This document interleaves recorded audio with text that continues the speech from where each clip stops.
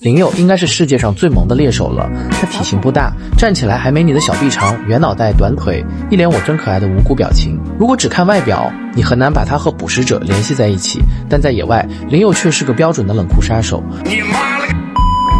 林佑属于鼬科，是食肉目里体型最小的，也是性格最刚、出手最快的一类。林佑的身体像一根会呼吸的绳子，骨架柔软，脊柱灵活，能钻进老鼠洞、草根缝里，甚至比自己头还小的孔隙。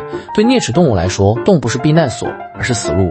更狠的是，林佑几乎不讲体型差距，他可以捕杀比自己大好几倍的猎物，比如兔子，手法娴熟老练，没有多余的动作。这是因为他根本没时间犹豫。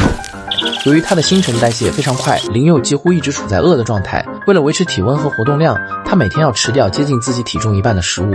所以在野外，林佑不是在找吃的，就是在去找吃的路上。很多人注意到，林佑有时会突然蹦跳、翻滚转圈，看起来像是在表演杂技，但这并